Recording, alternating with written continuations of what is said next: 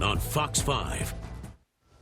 So more and more people are using dating apps for hookups, but are there risks involved when it comes to these quick encounters? Here to elaborate is addiction specialist Erica Spiegelman, author of Rewired, a bold new approach to addiction and recovery. Erica, hello. Hello. All right, we know they're out there. There are all sorts of them. We'll get to those in a moment. But is it really as big as we're hearing? It's huge. I mean, every single person that I've talked to, my clients are all in their 20s, the majority of them, have experienced dating online. So whether it's Match.com or now it's these apps, which you don't have to pay for a subscription.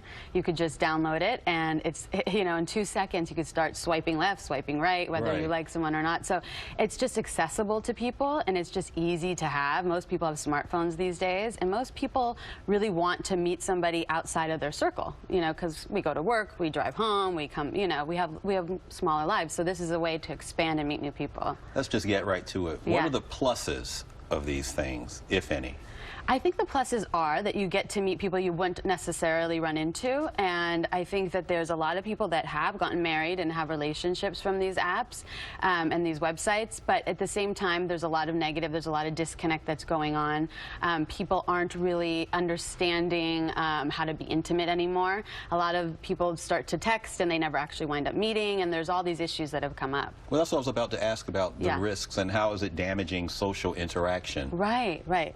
Well, I think a lot of people back in the day, romance was something where you planned a date, you went to dinner, you had a chance to be vulnerable and talk about your past and your history. And now it's a lot of surface conversation. You know, it's texting for the most part. You start out with texting, and it's, you know, what do you do, where do you live, and you don't really get to, like, you know, the depth of who you are as a person. And so that way it's just, it becomes more of a hookup thing, and that's what the culture has become.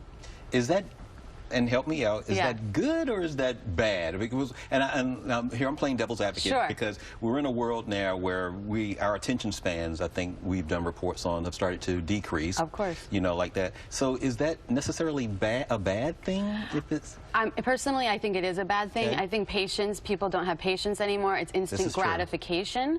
When instant gratification comes into your life, you want something fast. So you don't have the time to tolerate, you know, maybe the actual experience of meeting somebody and sussing out whether that person is the right match or not the right match. So I think it is creating a disconnect for the majority of people. Of course, there's going to be stories where it was a wonderful tool for people to meet, but at the same time, I think the majority of people are finding that it's actually creating more of a feeling of loneliness for them. They don't feel as connected. I would imagine with the app, you don't get a sense of a person per se. So then you talk about risks. If you meet up with this person, you don't really know who you're meeting. Exactly. Yeah. There's no way to have a background check on somebody. There's no way to really, you know who's their friends, where are they coming from, do they have the job they have, and then that's kind of the loophole. What's happening is STDs are on the rise. A lot of people are not discussing this, but it's true that people are hooking up and then they can't get a hold of one another if something should happen, you know, something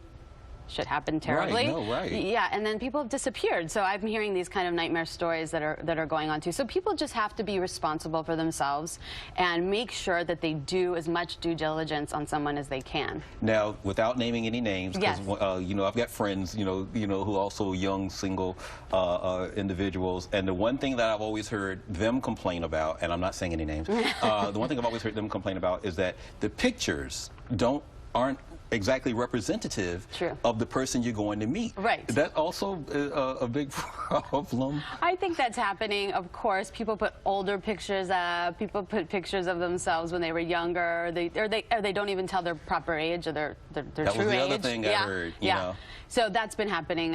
You know, there's tons of stories out there, but I think it's really good for people to actually pick up the phone. My advice to people is stop texting on these apps. Stop writing each other.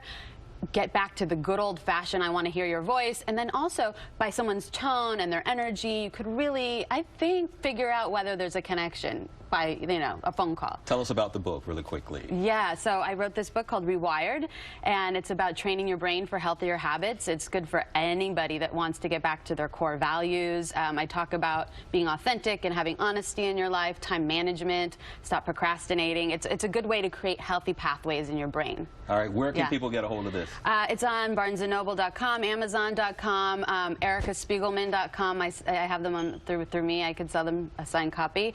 But any local independent bookstore, they're carried all over. So you could find it online or in bookstores, and find me on my website. We'll put a link up. Yeah, that's awesome. All right, Erica. Thank you. So pretty. Thank you for stopping by. Thank you so much. All right, to learn more about today's topics, go to myfoxny.com and click on the Public Affairs tab. You can also like us on Facebook as well as follow us on Twitter. I'm Antoine Lewis. We'll see you next time for more Street Talk. And as always, thanks for the company.